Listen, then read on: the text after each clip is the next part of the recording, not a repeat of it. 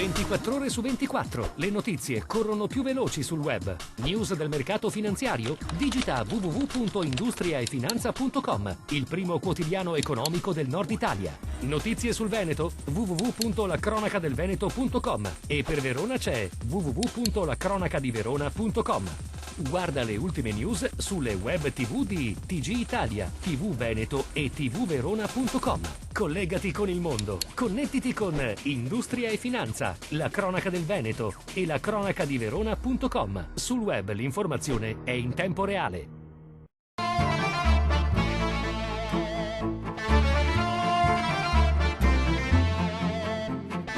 L'agenzia Fitch ha assegnato alla Regione Veneto il rating di lungo termine A+, e il rating di breve termine di F1. La notizia è stata ufficializzata nel corso di una conferenza stampa a Palazzo Balbi, sede della Giunta regionale del Veneto. Rispetto alle altre pagelle più o meno ufficiali presentate in questi mesi da altre agenzie di rating, ha spiegato l'assessore regionale al bilancio Roberto Ciambetti, questa ha un maggior grado di ufficialità, in quanto Fitch è l'agenzia incaricata da noi di verificare a fondo i nostri bilanci. E se nonostante i parametri positivi in questo momento non possiamo avere un giudizio superiore, è perché facciamo parte del sistema Italia, con l'incidenza di spese condominiali di uno Stato condominio che purtroppo non sta funzionando benissimo. Una promozione a pieni voti per la sanità del Veneto. E questo è il risultato emerso dall'analisi effettuata dall'Agenas, Agenzia regionale per i servizi sanitari regionali, su un campione di 1475 strutture pubbliche, private e convenzionate, monitorate attentamente. Il livello qualitativo è alto su tutto il territorio, a fronte di un ridotto tasso di ospedalizzazione e grazie al percorso di riorganizzazione intrapreso che consiste nel raggiungimento dei 150 ricoveri per 1000 abitanti, con l'obiettivo di scendere a 140. La ricognizione Agenas si riferisce agli anni 2005-2009 e si basa sulle schede di dismissione ospedaliera relative a 47 prestazioni, accreditate dalla letteratura internazionale per stabilire l'efficienza dei servizi sanitari. Oltre 6 miliardi di euro il giro di affari, 10 milioni gli appassionati, oltre 2 milioni e mezzo di cavalieri assidui, quasi 300.000 i turisti equestri. Sono i dati di un settore che nella Fiera Cavalli di Verona, la cui edizione numero 113 ha preso il via oggi, l'appuntamento più completo a livello mondiale. Un evento carico di forti aspettative, come confermano anche gli stessi dati di prevendita, cresciuti del 30% rispetto al 2010. A tagliare il nastro il presidente della Fiera di Verona Ettore Riello, il vice sindaco Vito Giacino, il presidente della provincia Miozzi, il governatore della regione Veneto Luca Zaia e il ministro delle politiche agricole Saverio Romano. Questa fiera nasce come fiera delle cosiddette macchine agricole, un tempo erano i cavalli, poi con la trasformazione industriale ai cavalli è stato dato un altro destino, però è sempre il modo, come dire, di rappresentarsi in un momento come quello che stiamo vivendo e dove il nostro Paese ha ancora tante cose da dire. Sono convinto che questa fiera lo dimostrerà nei numeri come è stato in passato. Però noi al mondo dell'ippica dobbiamo dare un futuro. Non possiamo immaginare a questo Paese, al Veneto, alle regioni italiane, senza l'ippica. Non possiamo pensare che si possa valutare di macellare le fattrici, di macellare i cavalli che abbiamo in allevamento,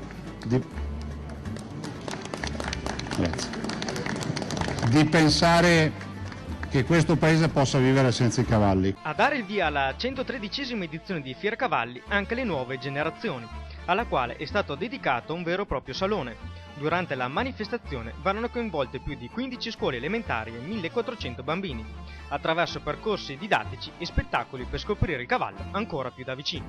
Credo che i numeri ci stiano dando ragione di come si deve fare le fiere e noi che siamo degli organizzatori diretti abbiamo veramente dedicato tanto all'evoluzione di questo prodotto per dare risposte serie per prima agli espositori ma anche a questo mondo dei visitatori sempre più interessato alle 1000 opportunità che questo mondo può offrire. Tasse che aumentano, giovani senza lavoro, aziende costrette a diminuire il personale e questa è la situazione che mette in forte difficoltà l'economia. Di conseguenza si è dovuto tagliare tanto sia nel privato che nel pubblico. La crisi economica sta mettendo in ginocchio sia le grandi imprese ma soprattutto le piccole, che si trovano a fare i conti con una situazione che rispecchia la crisi mondiale. Guardiamo la situazione locale del Veneto. Nonostante sia la regione più grande delle partite IVA e che ha mantenuto forte l'economia locale, anche qui in questo momento si risente la forte crisi economica. Abbiamo uno Stato che continua a chiederci tasse e burocrazia.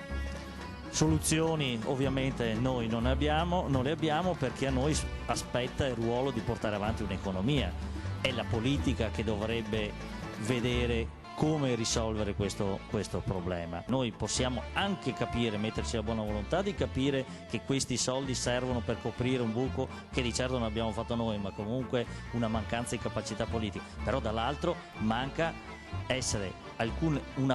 una parte di quote essere versate nuovamente per fare economia. È di Lucia Manca il cadavere ritrovato il 6 ottobre scorso a Cogollo del Cengio, nel Vicentino. La conferma è arrivata dai carabinieri del RIS di Parma, che hanno comparato un reperto biologico del corpo con uno spazzolino da denti appartenuto alla donna. Lucia, bancaria di 52 anni, era scomparsa di casa il 7 luglio a Marconi, in provincia di Venezia.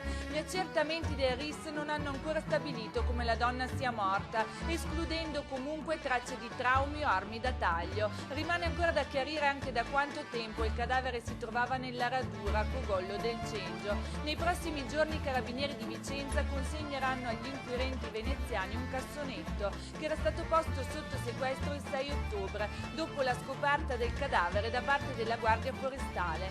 Gli investigatori non escludono che possa essere stato gettato inavvertitamente nel contenitore, oltre a ramaglie e foglie anche qualche oggetto appartenuto alla vittima, raccolto senza saperlo durante la pulizia della zona. I consulenti della procura hanno chiesto una sessantina di giorni per stabilire le cause del decesso. Altri aspetti ritenuti fondamentali per i carabinieri di Venezia e Vicenza, che indagano in parallelo con le due procure, riguardano il come il cadavere sia giunto a Cogollo del Cengio e dove la donna sia morta o, nell'ipotesi più terribile, uccisa. Tutta l'inchiesta passerà probabilmente in carico al capoluogo lagunare. Il fascicolo della Procura di Venezia riguarderebbe così le ipotesi di sequestro di persona ed occultamento di cadavere e l'indagine sarà affidata ai carabinieri veneziani.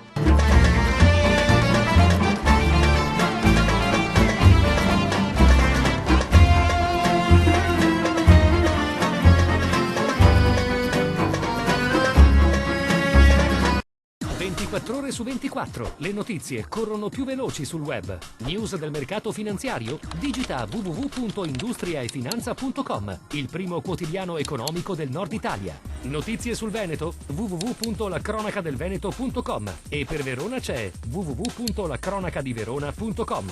Guarda le ultime news sulle web TV di TG Italia, TV Veneto e tvverona.com. Collegati con il mondo. Connettiti con Industria e Finanza, la cronaca del Veneto e la cronacadiverona.com. Sul web l'informazione è in tempo reale.